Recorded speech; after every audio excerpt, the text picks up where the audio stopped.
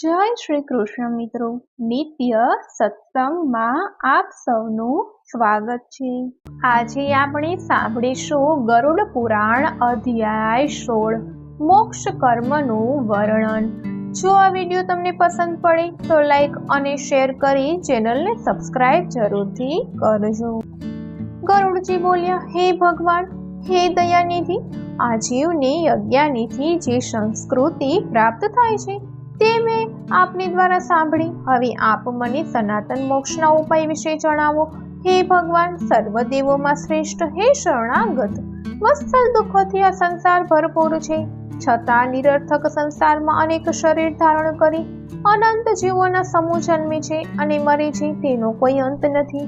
એ સર્વે જીવો નિરંતર દુઃખી રહે છે। સંસારમાં હોવા છતાં કોઈ જીવ સુખી હોય તેમ જણાતું નથી। તેથી હે મોક્ષેશ, હે પ્રભુ, આ જીવ કયા સાધનથી મુક્તિ પામશે તે આપ મને જણાવો। ભગવાન શ્રી હરિ બોલ્યા, હે ગરુડ, તમે મને જે પૂછ્યું તેના વિશે હું તમને જણાવું છું। એ સાંભળવાથી મનુષ્ય સંસારના દુઃખોમાંથી મુક્તિ પામી શકે છે। હે ગરુડ, ઈશ્વર પરબ્રહ્મ સ્વરૂપ છે, તે નિષ્કલ, તેવ, સર્વગ્રહ અને સર્વેના કર્મો, સર્વના નિયતા, નિર્મળ, સ્વયં જ્યોતિ, આદિની શૂન્ય, નિર્વિકાર, બ્રહ્મ આદિથી શ્રેષ્ઠ, નિગુણ અને સતચિત આનંદરૂપ છે અને સર્વ જીવો તેમના અંશ છે। આ રીતે સઘળા જીવો અવિદ્યાયુક્ત બ્રહ્મથી અગ્નિના તણખલાની જેમ ઉત્પન્ન થઈને અનાદિ દૈહિક ઉપાધિઓથી બંધાઈને કર્મોમાં ફસાયા છે। આ જીવો સુખ અને દુઃખદાયી કર્મોથી યુક્ત થઈ અનંત જાતિઓના દેહમાં પ્રવેશી અનંત સ્થળે ભોગો અને કર્મોનો ઉપભોગ કરે છે। હે ગરુડ, જીવોને મોક્ષ પ્રાપ્તિ થાય ત્યાં સુધી દરેક જન્મમાં ભોગ પદાર્થો પામે છે, તેમજ અત્યંત સૂક્ષ્મ લિંગ શરીર પણ ત્યાં સુધી ટકે છે। સ્થાવર, વૃક્ષાદિ, કૃમિ, પક્ષી, પશુ, મનુષ્ય, ધાર્મિક દેવ તેમજ મોક્ષ પ્રાપ્તિ યોગ્ય ક્રમશઃ 4 પ્રકારના દેહ ધરીને પુણ્ય માર્ગે હજારો જીવ મનુષ્ય રૂપે જન્મે છે અને મનુષ્ય શરીરમાં રહીને તેનાથી કોઈ જ્ઞાન સંપાદિત કરીને મુક્ત બને છે। જીવ 84 લાખ યોનિમાં ભટકે છે અને મનુષ્યપણું પ્રાપ્ત કર્યા વિના તેને તત્વજ્ઞાન પ્રાપ્ત થતું જ નથી।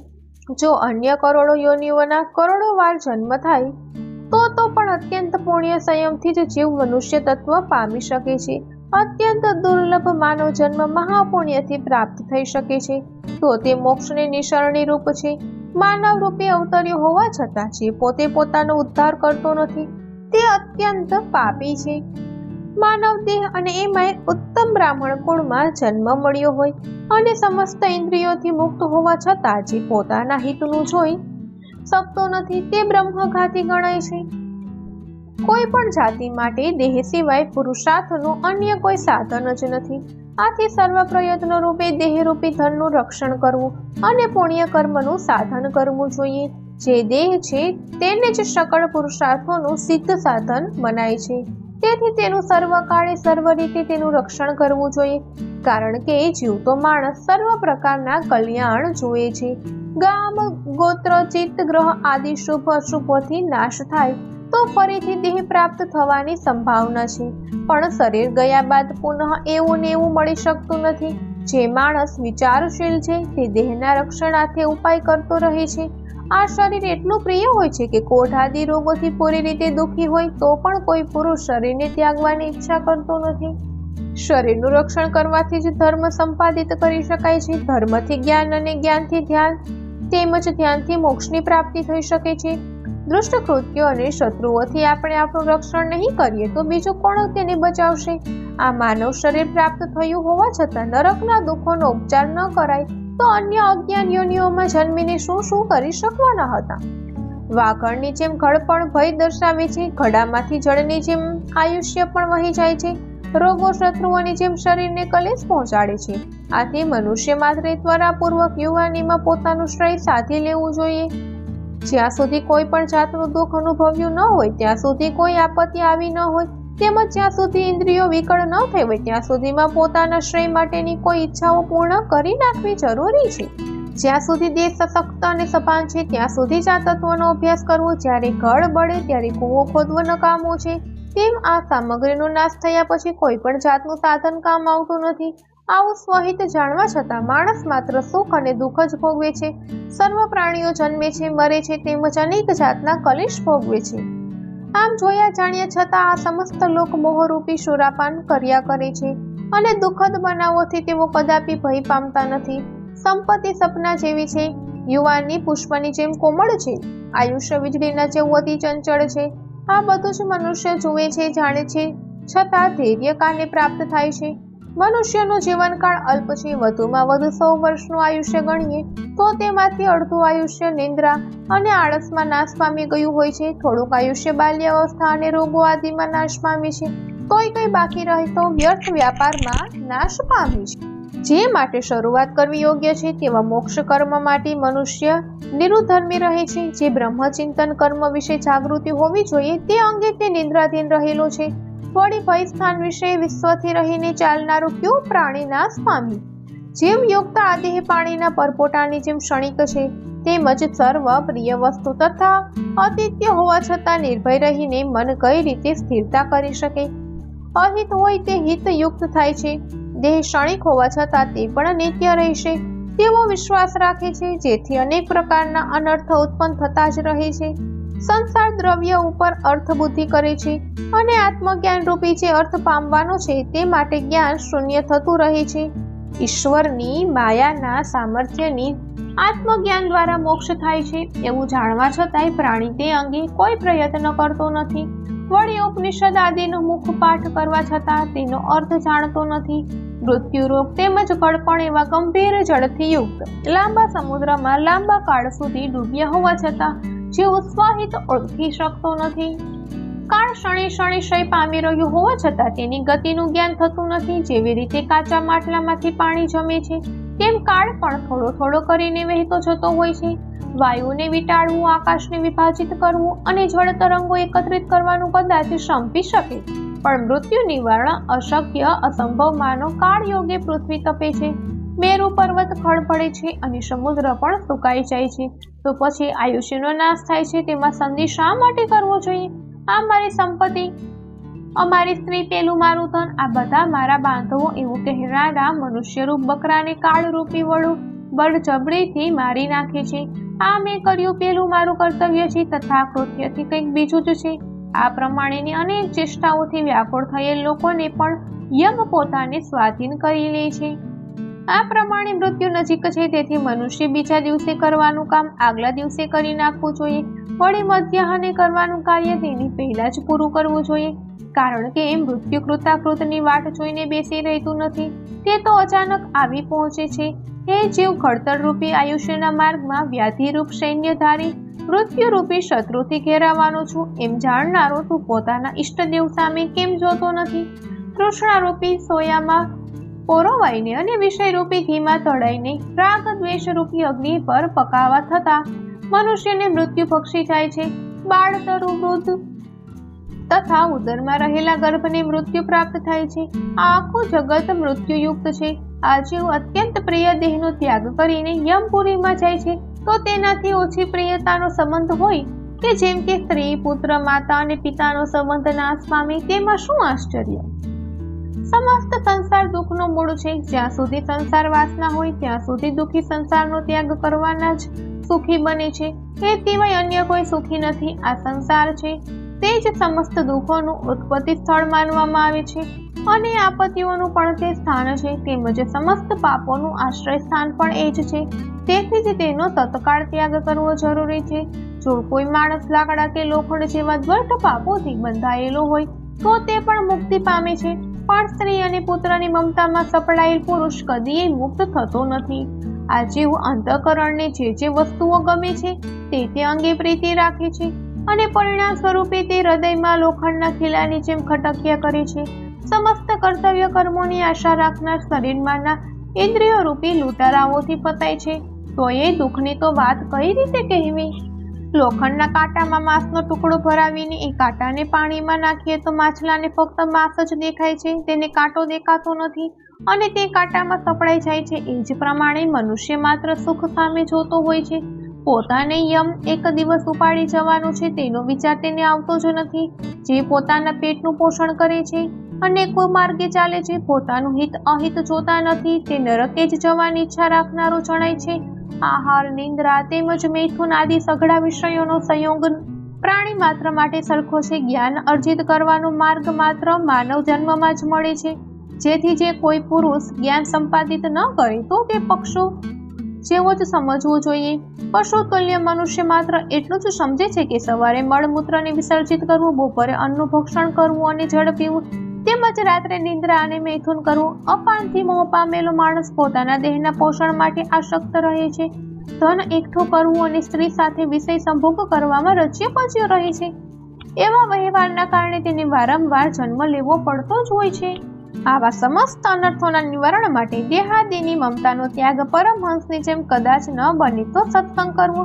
કારણ કે સાધુ એ સંસારના દુઃખોમાંથી છોડાવનાર ઔષધ સ્વરૂપ મનાય છે. કુમાર્ગે ચાલનારાઓને સદમાર્ગે દર્શાવનાર સંત સમાગમ અને વિવેક રૂપી નેત્રો છે. આ બેનો ઉપયોગ ન કરો તો તેનો અંત સમજો. મનુષ્ય પોતપોતાના વર્ણો અને આશ્રમના ધર્મોમાં આસક્ત રહીને અનેક પ્રકારના કામ કરે છે, પણ તેઓ જે તે આશ્રમનો મુખ્ય ધર્મ જાણતા નથી. એવા દંભીઓ સર્વનાશને પ્રાપ્ત કરે છે. કેટલાક લોકો કર્મ કરે છે તેમાં દેહની અનેક પ્રકારની પીડા સહન કરવી પડે છે. કેટલાક અનેક પ્રકારના વ્રતો કરે છે તેમાંય મોટા ભાગે સ્ત્રીનું તાત્પર્ય એ જ હોય છે કે મારી જેમ અન્ય લોકો પણ કરે. આવા વિચારવાળા દાંભિક લોકો મનાય છે. સ્વર્ગનું સુખ અનંત્ય ઉત્તમ છે તેમ સાંભળીને સંતોષ પામી તેની પ્રાપ્તિ અર્થે કેટલાક લોકો અનેક પ્રકારના કર્મોમાં આસક્ત થાય છે. તેમજ મંત્રોનું ઉચ્ચારણ અને હોમ હવનની ક્રિયામાં રચ્યા પચ્યા રહે છે. કેટલાક મૂર્ખાઓ મારી માયામાં મોહ પામીને એક ટક જમવાનું અને ઉપવાસ કરીને શરીરને સુકવનાર નિયમો ધારણ કરતા રહે છે અને જ્ઞાન વિના મોક્ષના સુખની આકાંક્ષા રાખતા રહે છે. જેમ રાફડા ઉપર ખૂબ જ પ્રહાર કરીએ અને તેમાં રહેલો સાપ ન મરે તેમ અવિચારી અને અજ્ઞાની દેહને જ દંડ આપવાથી મુક્તિ મળતી નથી. તેથી જ્ઞાન વિનાની સઘળી ક્રિયાઓનો વ્યવહાર વ્યર્થ જ છે એમ સમજવું. કેટલાક અવિચારીઓ માથા પર જટાનો ભાર વધારે છે તેમજ શરીર પર કાળા હરણનું ચામડું પહેરે છે. આવો દંભી વેશ ધારણ કરીને લોકોને ફસાવે છે. તે પોતે તો સંસારમાં ફરીવાર ફસાયા છે તે અન્ય લોકોને પણ પાછા સંસારમાં જ નાખતા રહે છે. સંસાર સુખમાં જ રસ બસ હોવા છતાં એ લોકોને કહે છે કે હું બ્રહ્મ જ્ઞાતા છું. તો આવા પુરુષોનો અન્ય જ શૂદ્રની પેઠે ત્યાગ કરવો જોઈએ. કેટલાક લોકો ઘર અને જંગલને સમભાવે માનીને દિગંબર થઈને આ પૃથ્વી પર ગધેડા જેવા પશુઓની જેમ ભટકે છે. આમ ભટકવાથી તેમને વિરક્ત થયેલા કોઈ કહી શકશે ખરા? માટી અને ભસ્મમાં આળોટવાથી જો મનુષ્યોને મુક્તિ મળી જતી હોય તો કૂતરા કાયમ તેમાં આળોટે છે તેઓ મુક્ત બને છે ખરા? જો પાંદડા તેમજ જળનો આહાર કરવાથી જ મુક્તિ મળતી હોય તો જંગલમાં શિયાળ, ઉંદર, હરણ આદિ એ જ પદાર્થોનો આહાર કરતા હોય છે તેઓ શું મુક્ત થયા ખરા? જન્મથી માંડી મૃત્યુ સુધી ગંગા આદિ તીર્થોના કિનારે વસનારા ડેડકા અને માછલા આદિ હજારો પ્રાણીઓ રહે છે તેઓ યોગી કહેવાશે ખરા? કબૂતરો ખેતરમાં અનાજ લણી લીધા પછી જમીન પર પડેલા કણ એકઠા કરી પોતાનું ગુજરાન કરે છે અને ચાતક ક્યારે પૃથ્વી પર પડેલા જળનું પાન કરતા નથી તો તેઓ કોઈ વ્રત પાડનારા કહેવાશે ખરા? હે ગરુડ, વણ્યા યુગ ધર્મ આદિ સમસ્ત કર્મો ફક્ત લોકરોજન અર્થે જ છે. મોક્ષનું કારણ તો માત્ર તત્વજ્ઞાન જ છે. દંભ રહિત હોય અને શાસ્ત્રોનું યથાર્થ જ્ઞાન ન થયું હોય તો તેઓ પણ શાસ્ત્રરૂપી મહાકૂપમાં પડી રહે છે અને પશુની જેમ કબજે થઈ જાય છે પણ મુખ્ય તત્વને પામી શકતા નથી. વેદ અને શાસ્ત્ર રૂપી ઘોર સમુદ્રમાં અવળી દિશામાં તણાવવા છતાં કામ, ક્રોધ આદિ જ 6 દુશ્મન રૂપી મગરથી મરાયેલા હોવાથી સાથોસાથ અત્યંત કુતર્કી બનીને રહેતા હોય છે.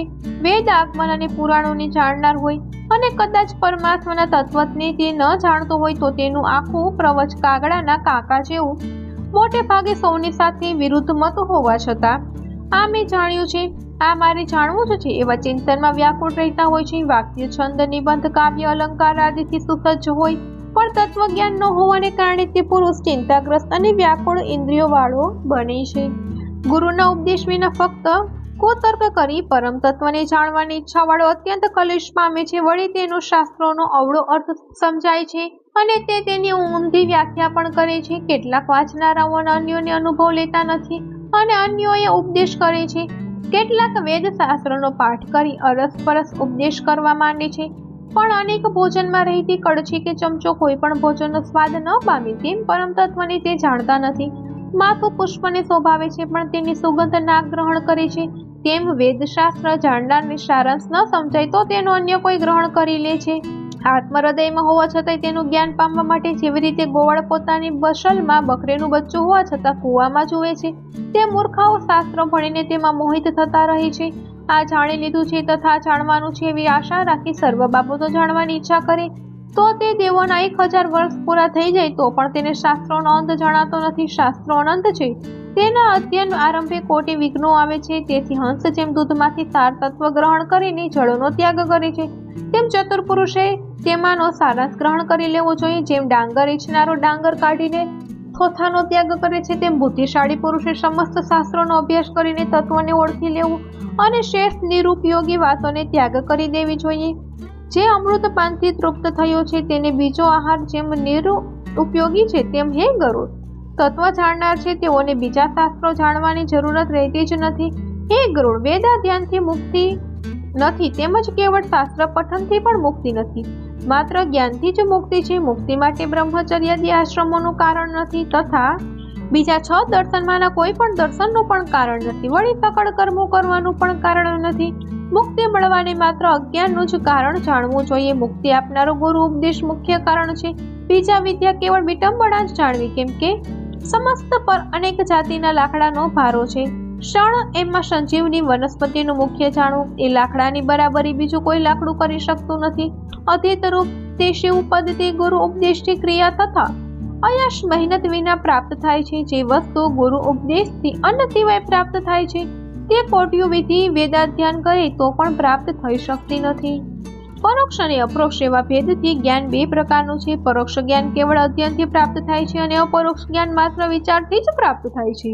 કોઈ 2 બ્રહ્મની સાથે જીવને અભેદ માને છે અને બીજા એ ભેદ માને છે, પરંતુ નિરાભિમાની થઈને વાસ્તવિક તત્વ અભેદ રૂપી છે તેને કોઈ પણ જાણતા નથી. મોક્ષના 2 સ્થાન છે. વિષય વિષયક અને મમતા ધારણ કરવાથી કર્મ બંધન થાય છે અને મમતાનો ત્યાગ કરો તો મોક્ષ પ્રાપ્તિ થાય છે. જે કર્મથી કર્મ બંધન થાય નહીં તેને ક્રમ કહેવામાં આવે છે. તેનાથી જે વિદ્યા વડે મુક્તિ અપાય છે એ જ વિદ્યા કહેવાય છે. કર્મોમાં બંધાય તે કર્મ માત્ર સલાની ચતુરાઈની જેમ પરિશ્રમ છે એમ સમજવું. જ્યાં સુધી કરેલા કર્મોનું ફળ પામવાની ઈચ્છા હોય, જ્યાં સુધી સાંસારિક માયા હોય અને જ્યાં સુધી ઇન્દ્રિયો અસ્થિર માયા હોય ત્યાં સુધી તત્વજ્ઞાનની પ્રાપ્તિ થઈ શકતી જ નથી. જ્યાં સુધી દેહાભિમાન મમતા પ્રયત્ન હોય, સંકલ્પ વિકલ્પ અને કલ્પનાઓ મનમાં રહેતી હોય, જ્યાં સુધી અંતઃકરણ દ્રઢ શરીર ન હોય, જ્યાં સુધી શાસ્ત્રોનું ચિંતન થતું ન હોય, તેમજ જ્યાં સુધી ગુરુની કૃપા ન હોય ત્યાં સુધી તત્વજ્ઞાન પામી શકાતું નથી. જ્યાં સુધી કૃપા ન હોય ત્યાં સુધી તત્વજ્ઞાન પામી શકાતું નથી. જ્યાં સુધી તત્વજ્ઞાનને પામી ન શકાય ત્યાં સુધી તપ, વ્રત, તીર્થ, જપ, હોમ, અર્ચન અને વેદશાસ્ત્રની કથા છે તેમ માનવું. હે ગરુડ, જો મોક્ષની ઈચ્છા હોય તો દરેક અવસ્થા એકમાં સર્વકાળ તત્વનિષ્ઠ રહેવું જોઈએ. અધ્યાત્મ આદિ વિવિધ તાપમાંથી જે પુરુષ સંતુષ્ટ થાય તેને માટે ઉપાસના રૂપી ધર્મ અને જ્ઞાન પુષ્પોની જેમ સુખદાયી છે. જેનો સ્પર્શ મોક્ષરૂપી પડો છે એવા મોક્ષરૂપી વૃક્ષોનો આશ્રય કરવો જ રહ્યો. આત્મથી જ્ઞાન ધ્યાનપૂર્વક શ્રી ગુરુના મુખેથી સાંભળવું જોઈએ. તે જ્ઞાનથી ભયંકર સંસારરૂપી બંધનમાંથી જીવોને મુક્તિ પામી શકે છે. હે ગરુડ, તમને હવે તત્વ પુરુષનો અંતિમ કૃત્ય કહું છું. તે કર્મ કરવાથી મનુષ્યનો મોક્ષ થઈ જાય છે તે હવે સાંભળો. અંતઃકાળ સતી આવે ત્યારે સમસ્ત ભયનો ત્યાગ કરી દેવો. અસંગરૂપ શાસ્ત્રથી વાસના તેમજ દેહ આદિ પર પ્રીતિ રાખનારા પુત્રો આદિનો ત્યાગ કરવો.